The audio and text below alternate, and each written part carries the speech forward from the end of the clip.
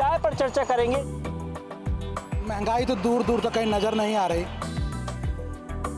जबलपुर को आज भी बड़ा गांव की उपाधि दी जाती है, पर पब्लिक को जो सामने दिखता वही बिकता वाली कहानी है। और वो उनका हक बनता है कि उनकी सरकार बनना चाहिए। देश में लोकसभा चुनाव की सियासी सरगर्मी बढ़ गई है। राजनीतिक दल चुनाव प्रचार में जुटे हुए हैं, प्रत्याशी घर घर जाकर वोट मांग रहे हैं। लेकिन इन हालातों में जनता क्या सोच रही है, ये जानने के लिए हम चाय पर चर्चा अपना विशेष कार्यक्रम लेकर आए हैं। नमस्कार, मैं दुर्गेश कुमार और आप देख रहे हैं विस्तार न्यूज। तो आज हम चाय पर चर्चा करेंगे। जबलपुर के इस चौक पर मौजूद हूँ और यहाँ पर आप देख सकते हैं कि सभी के हाथों में चाय के गिलास हैं। हम भी चाय पियेंगे और चाय की चुस्कियों के साथ जनता से बात करेंगे कि वो क्या सोच रही है आने वाले चुनाव को लेकर, क्योंकि 19 तारीख को जबलपुर शहर में मतदान होना है। दोनों पार्टियों के प्रत्याशी के चेहरे साफ हो चुके हैं। बीजेपी से जहां आशीष दुबे मैदान में हैं तो कांग्रेस से दिनेश यादव को मैदान पर उतारा गया है। तो चाय की चुस्की के साथ हम शुरू करते हैं अपनी चर्चाएं, क्योंकि चुनावी माहौल है, सियासत जो लगातार बढ़ रही है। तो किस तरीके से आप देख रहे हैं इस चुनाव को और कितना महत्वपूर्ण है ये चुनाव? आप देखिए, महत्वपूर्ण इसलिए कि बहुत सारी ऐसी योजनाएं थी जो बीजेपी गवर्नमेंट द्वारा चालू की गई थी, अभी वो अंतिम दौर पे नहीं पहुंच पाई हैं। अभी वो बीच में 50% है, तो उसके क्या परिणाम आएंगे ये भी देखना चाहती है जनता। और दूसरी बात ये है महत्वपूर्ण इसलिए कि इस बार 2 नए चेहरे उतारे गए हैं जबलपुर में, बिल्कुल नए चेहरे हैं। एक ग्रामीण क्षेत्र को बिलोंग करता है और एक काफ़ी समय से कांग्रेस में जुड़े हुए हैं, जो जिलाध्यक्ष वगैरह रह चुके हैं। नए चेहरे पर दांव लगाया जा रहा है। लंबे समय से बीजेपी की सीट है ये, तो इस बार ऐसा लग रहा है कि शायद परिवर्तन संभव है। हो सकता है इंडिया गठबंधन का जो दिनेश यादव जी कांग्रेस से उतरे हैं यहाँ पर, तो संभावना है कि जनता उनकी तरफ आकर्षित होगी। लेकिन देखने की ये बात है कि 4 जून को क्या होता है वो सब देखेंगे। अब बिल्कुल बड़ी बात ये है, क्योंकि जिस तरीके का माहौल इस समय देश में चल रहा है, किस तरीके से सोच रहे हैं आपके किन मुद्दों पर इस बार मतदान होना है? क्योंकि एक तरफ जहां राष्ट्रवाद, सनातन जैसे बड़े बड़े मुद्दे हैं, राम मंदिर जैसा बड़ा मुद्दा है, तो वहीं विपक्ष बेरोजगारी, महंगाई जैसे मुद्दे पर उठा रहा है। तो कहाँ आप देखते हैं, क्या सत्ता पक्ष मजबूत है या विपक्ष बहुत ज्यादा कमजोर नजर आ रहा है? देखिए, जहाँ तक हम लोगों का सवाल है, ये प्रश्न जो आपने किया है, तो महंगाई तो दूर दूर तक कहीं नज़र नहीं आ रही। इतने वर्षों में 2014 से लेकर के अभी 2023 चल रहा है, एक भी आंदोलन पूरे भारत में महंगाई को लेकर के विपक्ष ने कभी नहीं किए। तो इसका मतलब ये है कि जनता चाहती है कि सनातन को जो संभालने वाली जो पार्टी है, वो चाहे कोई भी हो, जो संभाल सकती है सनातन को, हिंदुओं को जो संभाल सकती है, वो पार्टी मैदान में आए और जीते। महंगाई, बेरोजगारी जैसे मुद्दे नजर नहीं आ रहे हैं जनता को? बिल्कुल नजर नहीं आ रहे हैं। देखिए, कहीं पर सब जगह वैसी भीड़ लगी हुई है, लोगों के जुबान पर वैसी मुस्कान है कि वैसे ही सब कोई गैस के सिलेंडर लेकर के आ रहे हैं। कहीं किसी का कोई आंदोलन नहीं है।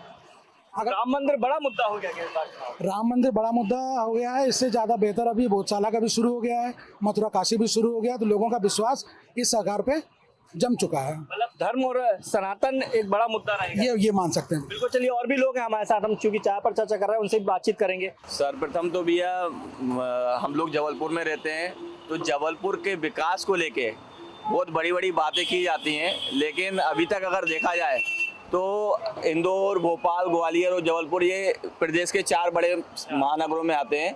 लेकिन आज भी जब हम लोग भोपाल, इंदौर या ग्वालियर जाते हैं और जब हम बताते हैं कि हम जबलपुर से हैं, तो वहाँ पर लोग हंस के एक शब्द बोलते हैं, ये मतलब बड़े गांव से आए हैं लोग।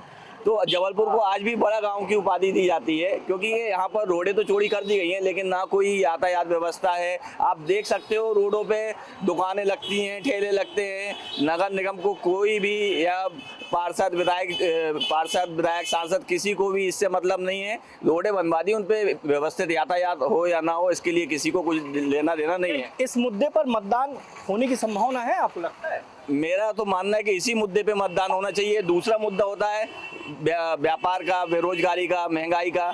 ये मुद्दे बिल्कुल ही नगण्य होते जा रहे हैं। इन मुद्दों पे कोई भी ध्यान नहीं देता है। बस आजकल देखिए, धर्म है, होना चाहिए, धर्म है, धर्म पे राजनीति करनी चाहिए, लेकिन इसके साथ बेरोजगारी और महंगाई भी मुद्दे अभी होने चाहिए। बेरोजगारी और महंगाई जैसे मुद्दे, लेकिन ये मुद्दे उठाने में विपक्ष कहीं ना कहीं विफल साबित हुआ और यही वजह है कि जनता जो है वो जितना विश्वास सत्ता पक्ष पर कर रही है उतना विश्वास विपक्ष पर नहीं कर पा रही है। हमारे साथ और भी लोग हैं, किस तरीके से देखते हैं इस चुनाव को? प्रत्याशियों के चेहरे साफ हो गए हैं, लगातार बड़े बड़े स्टार प्रचारक मैदान में उतर रहे हैं, लेकिन कांग्रेस की एक बड़ी खामी निकल कर सामने है कि लोग छोड़ रहे हैं पार्टी। कमजोर विपक्ष नजर आता है क्या आपको? जनता क्या नहीं, जनता के द्वारा तो, जनता की सोच के द्वारा तो ये नहीं है। देखिए, सनातन को जितना महिमा मंडित किया जा रहा है, सनातन इतना पुराना नहीं है जितना आज बताया जा रहा है। सनातन इनके बताने से भी ज्यादा पुराना है ना। पर बात वही है कि जैसे योगाचार्य ने योग बता दिया तो बाबा रामदेव सामने आ गए और लोग उनसे जानने लगे कि योग इनने सिखा दिया है। योग बहुत पुराना है, पर पब्लिक को जो सामने दिखता वही बिकता वाली कहानी है कि बीजेपी जो बता रही है उसके अनुसार सब चल रहा है। ये बात बिल्कुल सही है कि विपक्ष अपनी बात रखने में विफल हुआ है इतने सालों में।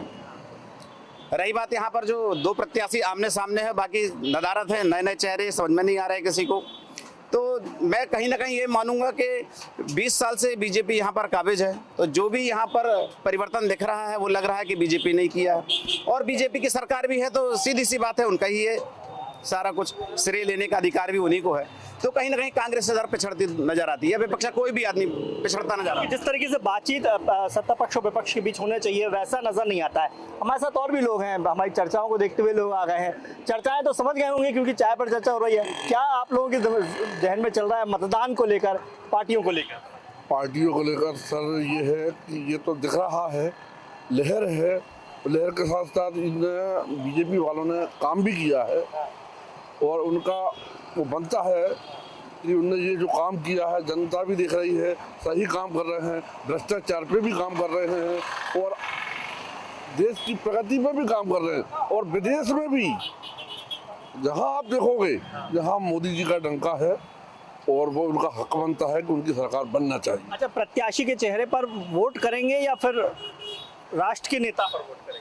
नहीं, राष्ट्र के नेता तो खैर वो जी मोदी जी हैं, लेकिन प्रत्याशी भी जो है वो भी ऐसा नहीं कि वो कहीं से कम है या वो है, प्रभावशील है, जनता उनको जानती है, पहचानती है। एक साफ सुथरी छवि वाले जी जी जी। और ये प्लस पॉइंट दोनों ही राजनीतिक दलों के पास है कि इस बार जो प्रत्याशी उतारे हैं वो बिल्कुल साफ सुथरी छवि को निर्विवाद चेहरा है। मैं सही कह रहा हूँ? किस तरीके से सोच रहे हैं आप लोग चुनाव को? निर्विवाद चेहरा तो है, दोनों पार्टियों ने निर्विवाद चेहरे दिए हैं और प्रत्याशी जो है वो दोनों सही हैं। अगर देश को देखते हुए चले तो ओनली बीजेपी। बिल्कुल, देखिए ये कहीं ना कहीं आम जनता की राय है कि किस तरीके से वो सोच रही है इस चुनाव को लेकर, क्योंकि 2014, 2019 और अब 2024 का ये चुनाव जो है बहुत सारे मुद्दों पर लड़ा जा रहा है और जिस तरीके से बीजेपी कांग्रेस के बीच सीधी टक्कर देखी जाती है, खासकर मध्य प्रदेश जैसी सीटों पर, तो ऐसे में कहीं ना कहीं जनता की ये राय भी बहुत मायने रखती है। तो आज हमने चर्चा पर चाय की लोकसभा चुनाव को लेकर। कैमरामैन रविंद्र के साथ दुर्गेश कुमार, विस्तार न्यूज।